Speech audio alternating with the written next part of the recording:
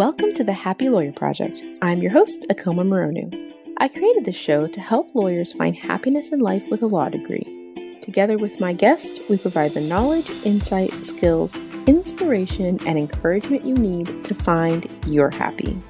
I can't believe it's February already. So this month, I'll be bringing you love-themed episodes. First up is my interview with Corey Laplante. Corey is a fourth-year associate who launched a passion project while working in big law. I think many associates make the mistake of giving up on their passions as young associates, or thinking that they need to find all of their joy wholly within or outside of their job. As the founder of the Associates Committee, Corey was able to leverage the resources he had as a big law associate and create a meaningful impact outside the confines of his firm. I can't wait to share the story of his passion project with you. Let's get to it. And welcome back to the Happy Lawyer Project. I am super excited to introduce you guys to Corey Laplante. So let's dive right in. It would be great, Corey, if you could start by sharing a little about who you are and what you do. Sure, I'd be happy to. I am currently a fourth-year associate at litigation boutique Wilkinson, Walsh & Escovitz. I recently left Skadden Arps, and when I'm not working on my billable matters, I run a grant foundation called the Associates Committee, and it's a grant foundation that awards grants specifically to nonprofits that provide direct legal aid and engage in impact litigation on a pro bono basis. So before we dive into the work that you do through the Associates Committee, I'd love if you could describe a little bit about why you decided to start the foundation. Sure. Yeah, I think that there were a number of reasons. Let me start by telling you sort of what the mission of the organization is, and then I can tell you why I thought that this particular model would be best suited to serve that mission. So our goal really is twofold. First and foremost, we aim to increase the amount of funding that's available for these sorts of organizations, for organizations that are providing pro bono legal services. And then we also strive to increase the extent to which young lawyers, particularly big law associates, engage in philanthropy and connect with public interest lawyers. So we're trying to build bridges between the big law and public interest legal communities. And this all sort of stemmed from a conversation that I had a couple of years ago with someone who is now counsel at Skadden, a man named George Bothery. And George's wife belongs to a similar member-funded, sort of donor-advised grant foundation in Los Angeles that focuses not on legal issues, but on women's issues affecting women and girls. And George and I were talking about how something similar could really work in big law. And so we, just sort of chatted about that, and eventually I decided to launch it in its current form. And the goal really was to create a vehicle through which associates could most easily give back to the public interest community. And by most easily, I mean with the smallest sort of footprint in terms of their time, because that is a finite resource for a typical junior associate. So 2 questions come up for me. First of all, you were a junior associate. You were super busy. Why did you decide to take on something this big instead of doing something like just raising money for a pre-existing organization? Well, so it's funny because that first was my approach. I put on an event in Los Angeles where we raised $100,000 for a wonderful California nonprofit called the Family Violence Appellate Project. And they do appellate work on behalf of victims of domestic violence. And they're really changing the legal landscape in California in that regard. And it was wonderfully fulfilling. It was beneficial to me professionally in terms of the connections I was able to make and the skills I was able to develop. And I think that I sensed that continuing in that sort of work would make it more sustainable for me to stay in private practice, even if it further, diminished the available time that I had for my personal life. But I felt that sort of thing could be done on a broader scale, and I would feel more personal enjoyment if I was able to do it on a broader scale. So that's, I think, what attracted me to the idea of launching the Associates Committee. So let's go a step further. So you have this idea. Lots of people have great ideas. Lots of people have big ideas. Lots of people are busy associates and those ideas don't actually happen. So what do you think was different about you or your circumstance? Is it just that you're super motivated or that you don't sleep or did you have lots of support? Like, what was the key for you that got this idea off the ground? I certainly do sleep. I Good to know. Value and protect my sleep. I think it was a couple of things. One was definitely the amount of support that I received. I received a lot of support both internally when I was at Skadden. It's not officially a Skadden sanctioned project, and we are unaffiliated in every sense of the word with Skadden. We're an independent nonprofit organization, but I certainly needed the buy-in from folks in my office at the time because I knew that it would be clear to people that I would be spending time on that. And so Skadden was very supportive in that regard. In fact, Skadden is unique in that they allow their associates to bill pro bono time, not just for legal matters that they work on, but if they sit on the board of an organization that is sort of legal in nature. And so I was able to bill the initial time that I spent working on the associates committee. And that made my life a lot easier in the first year. And so, I think that that's a wonderful benefit that Skadden offers. And I would encourage any associates listening to lobby their law firms to do the same thing. It's really important to make it easy, I believe, for young lawyers to engage that way in the community. And if you want to sit on a board, an obstacle is commonly that it can be very time consuming. And so this makes that easier. I also received a tremendous amount of support from friends and colleagues in my personal network, and that stems from the unique nature of the Associates Committee's model. So as I said, we're a member-funded grant foundation. So every member of the Associates Committee is an associate in, air quotes, big law. And I started the Associates Committee by basically calling like my 10 closest friends from law school and saying, here's what I'm trying to do. I really need you to get involved. And they bought into the project and the idea and wanted to support me, and they were willing to do it. And so before I knew it, we had 10 members, and because it's $1,000 per member, we then had $10,000, and all of a sudden we were a grant foundation and we were off and running. The third thing I would say that enabled me to do this is I really enjoy the outreach that it allows me to do to other associates. And it, opened the door for me to get to know people that I otherwise wouldn't meet. So, I'm talking to associates in Boston and Atlanta and Texas and New York and meeting all these people who are similarly interested in, advancing the causes that the Associates Committee focuses on. And so that's been a real treat. And that was sort of a motivating factor that built upon itself with every conversation I was able to have with an associate or with a new member. It's interesting that you say that because I hadn't really thought about that, but that feels very similar to why I do what I do with this podcast, is that I enjoy the conversations I'm able to have with similar, like-minded people who are similarly trying to engage in their careers in a proactive way. So I can understand why you would enjoy that.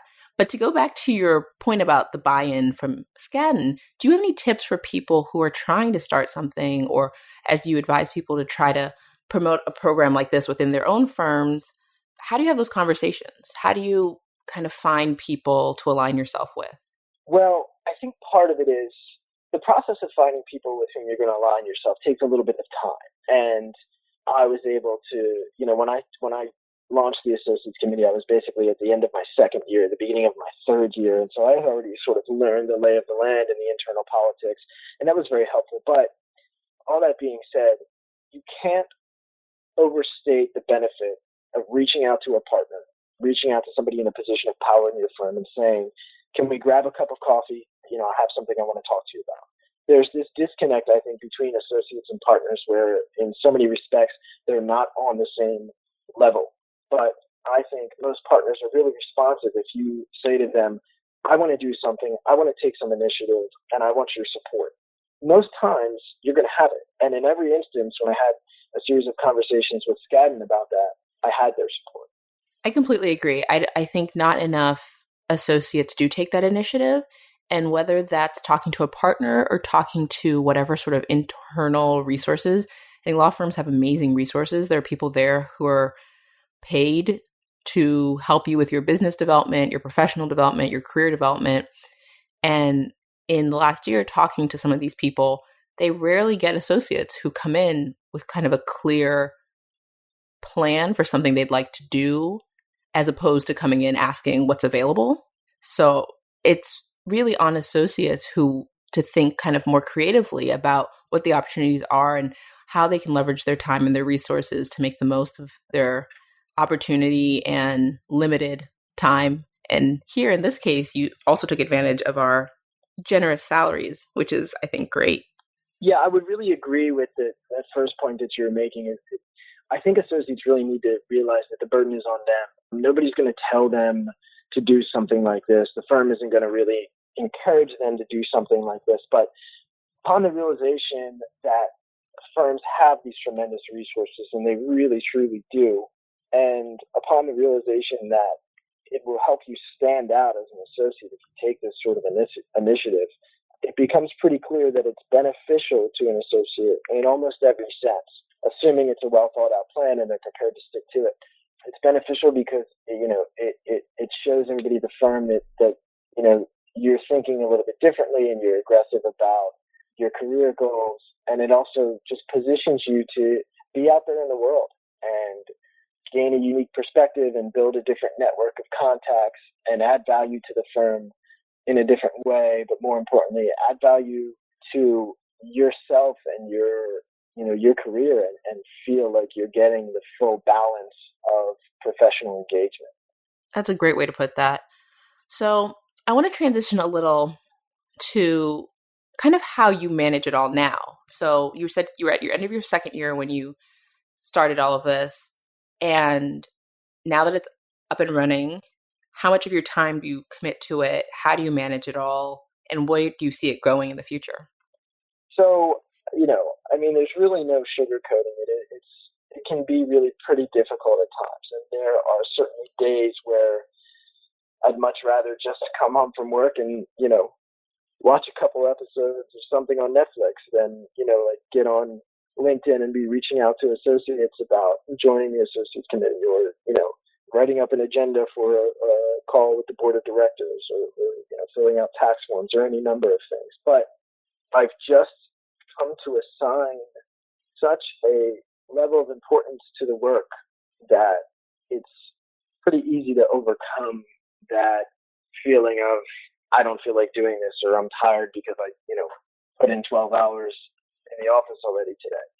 And I think that that's really the only way that it's sustainable for me. And I can imagine that being the case for similar projects. You just have to do something that's going to be sufficiently important that you'll be motivated to make that extra effort, because anything over and above the work you're doing as a big law associate is going to be extra effort. In fact, so much of what you already did in the normal course of your job had to be extra effort. So it's a challenge, but I just chose to pursue something that I really believe has potential to add some good to the world. And that I just think has to be the motivating factor. And does it just grow and grow and grow? I guess what's the upper limits of this for you? Well, so my hope is, with the Associates Committee, what we want to do is put something in place that will be around long after any of us are associates at our firms. We want to basically build an organization that is tethered to the infrastructure of big law, so that so long as there are new associates, there will be dollars flowing to organizations that are doing public interest work in critical spaces such as civil liberties and domestic violence prevention, and protecting veterans' rights and immigrants' rights. So that's the goal, and I don't think there's an upper limit beyond the number of associates in the big law community. I find that most of the attorneys that I speak with are really very responsive to the idea, because they are always looking for ways to engage. These are issues that most of them really do care about. And the fact that they chose to enter private practice and represent largely corporate clients doesn't change that in any way, shape, or form. And so I think right now the struggle for us is really just a matter of getting the word out, because there are tens of thousands of associates all over the country, and all over the world, really, in many cases with international firms. And it's difficult to reach them when you don't have any sort of marketing budget. And for us, we ensure that 100% of the member contributions get passed on in the form of a grant. And so we're not going to spend any money on marketing or anything like that. That places a sort of practical limit on our growth, but one that I hope we will continue to find ways to overcome. So let's talk a little bit about how it works then. People donate the money. How do you then pay for, I guess you have very limited overhead. You have like a website and that's about it? That's right. Okay. Yeah, we have very limited overhead. We have the website, and that was done I just built that on Squarespace. So that was done internally. We have to maintain it. We had to file our 501, et cetera. So there's a small amount of additional fundraising that goes on that we deal with, that we put towards our administrative costs. Okay.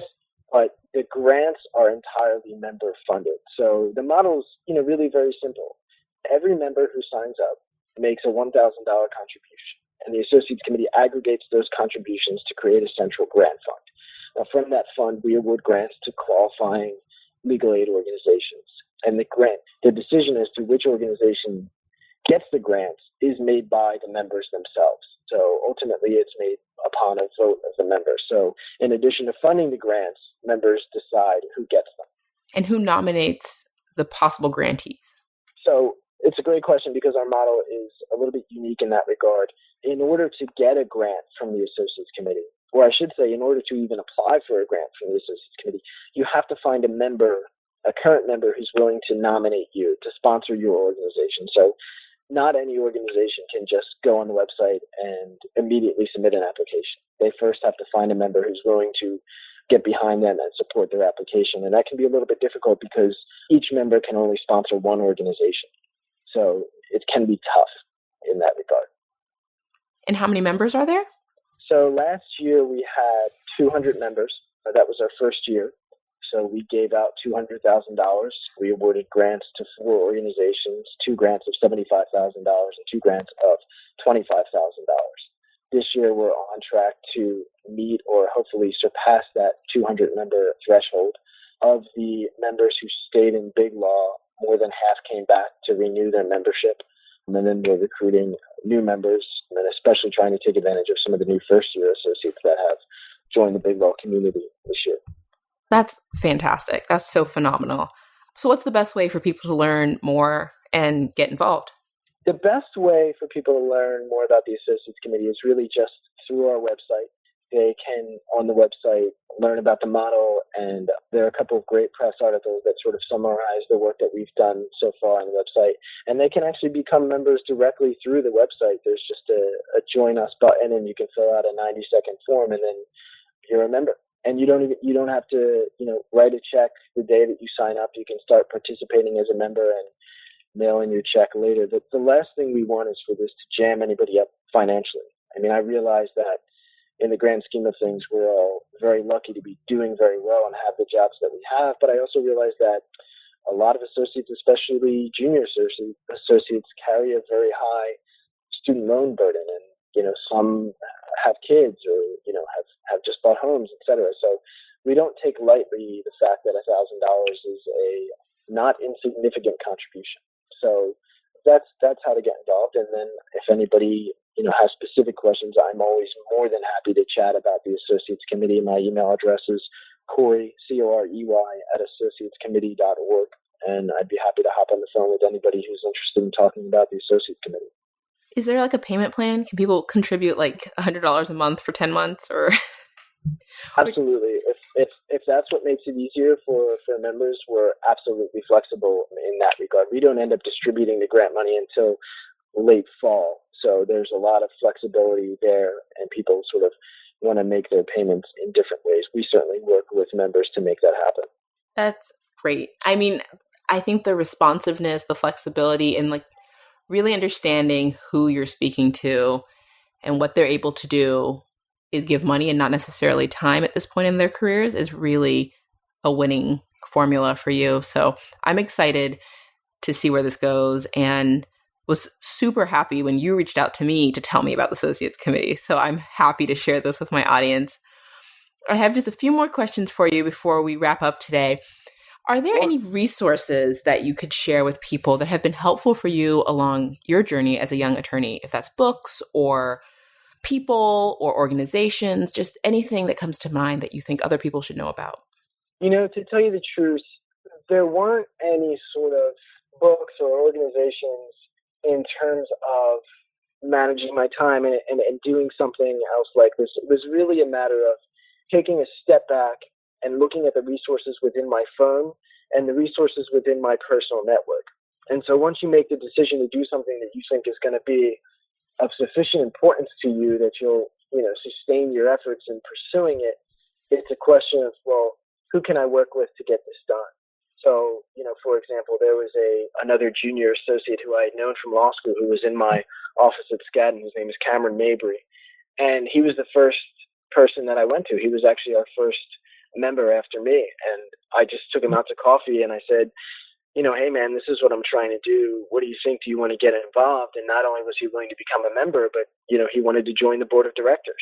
So he's been there from the start as the secretary on the board of directors. And that's just been a great relationship. And it's just wonderful to have a friend and colleague that you can just walk down the hall to when something comes up and you don't feel like you're in it alone. So I think really, in answer to your question, I would say, find people that you want to work with, that you want to engage with, and don't try to take on too much yourself, because you'll be really surprised, or maybe not surprised, I don't know, but you'll be heartened to know that whatever firm you're at, odds are high that there are people around you who really care about the legal community more broadly and who want to find innovative ways to engage that community and improve that community and make a contribution to that community while they're practicing. I completely agree. And in the last kind of year and a half that I've been reaching out to people to have these conversations, have really been surprised by how willing people are to just get on the microphone with me and, sometimes sight unseen and really just talk to me about what they're doing and share their stories. So these are people I don't even know. So there's certainly people that that are in your community already who are just waiting to be asked or waiting to be tapped. And if you can be that person, why not? That's right. That's exactly right. I was so refreshed by the number of people who just sort of like, their eyes lit up when I brought this up and their response was like, what can I do? And that's just such a wonderful feeling. And that sort of organic collaboration only comes when you go and knock on somebody's door. And I think it takes a certain, or at least it has with this, because there's a fundraising element to the Associates Committee. It takes a certain amount of shoring yourself up beforehand, because it's not always comfortable. It's not always comfortable to ask somebody for help, and it's certainly not always comfortable to ask somebody for money. And so sometimes, before a conversation, I'm literally just reminding myself that I believe in this cause, and that at the end of the day, even if somebody isn't on board for one reason or another, I want to be doing what I'm doing. I believe in what I'm doing. And then most times it was for naught, because you get nothing but support and enthusiasm from the person on the other end of the conversation. I rarely reach out to people the first time in person. I usually am reaching out by email, but I'm the same way, especially with people in this space who I really admire, who I think are really thought leaders and at the very cutting edge of these conversations. I just sit and I stare at the email for a long time. I'm like, just hit send, just hit send, and more times than not, even when they do say no, they're still so encouraging and they still give me all the advice they can. It just might not be the right time for them, scheduling wise, to get on the microphone and set up an interview, but I've never had anybody be dismissive or mean, and I've had a few people tell me it's hopeless, but I think that was their own personal, they were dealing with their own issues. Correct. Yeah. So I just want to thank you so much for being a part of this little project of mine and sharing your story. And my last question for you today, which is kind of the question I ask everybody, is what do you think sets apart those lawyers who are able to find happiness in life with a law degree from those who don't? Yeah, I mean, that's such an important question, but also a difficult question. So putting aside the sort of variability in personal characteristics and the things that people bring with them that could weigh down their happiness before law school or to the big law space, I think the number one thing is really taking a step back to think about almost at every turn and in between turns, to think about what will leave me fulfilled and happy, and how can I combine my quote unquote work with my passions. And not every day has been easy. I haven't been like skipping to the office every day, but the more that I'm able to wrap the two of those things together, the happier that I am. And the more that I feel like I'm working on a project within the broader scheme of my life's work, the more fulfilled I feel. And if I'm in a situation where the tasks that I'm performing are exclusively aimed at earning a paycheck, I'm not going to be particularly happy. I mean, I know that about myself. So it's both, that's an important consideration before law school in terms of what law school you attend, the tolerance you have for debt, where you live, all those things. And then, as you start to consider your career options, are you going to enter public service? Will you find fulfillment in private practice? Will this job allow you to remain close to your family, continue to maintain a strong relationship with your significant other? I mean, there's so many considerations, but I think the number one thing is to keep checking in with yourself, and then find ways to, I would say, habitually reinforce your happiness outside of work, whether that's exercise or meditation or whatever it may be. I really think lawyers in particular need to work to find the time to do that and to avoid some of the pitfalls that, have historically plagued lawyers in terms of substance abuse and depression and things like that. I just want to acknowledge how thoughtful you are, and it really is inspirational to me to hear that response, because it seems so simple to say, just think about what makes you happy and like do more of that stuff and be constantly checking in to make sure that you're doing things that make you happy in order to be happy. So when you put it in those terms so eloquently, coming from someone who is practicing in the legal profession, I think it's helpful for other people to hear that and to know it's possible. So I really appreciate you sharing that, and want to thank you again for coming on today. No, thanks for having me. This is really a treat, and I'm grateful for anybody who gives me a platform to talk about the Associates Committee. It was nice to talk to you, and I'll look forward to any follow-up conversations down the road. All right. Thanks so much. Thank you. Bye-bye. Thank you for joining me for the Happy Lawyer Project podcast. Please head over to my website, www.thehappylawyerproject.com, for more information from today's show. While you're there, I'd love it if you'd leave me your thoughts on the show. You can also connect with me on LinkedIn, Facebook, or follow me on Instagram. If you've enjoyed the show, please share it with your friends. And don't forget to head over to iTunes to subscribe and review the show. As you know, each rating helps more listeners find the show and helps me get awesome guests on here for you guys. If there's anyone you'd like me to have on the show, or if you'd like to be on the show, head over to my website and let me know, or send me an email at Okoma, OKEOMA, at thehappylawyerproject.com. A special thanks to everyone who's left a review, sent me an email, or reached out to me in any way. I appreciate you. Thank you again for spending this time with me, and if you would like to learn more about working in your gift and living your passion, head over to the website for a free gift. Until next time, bye!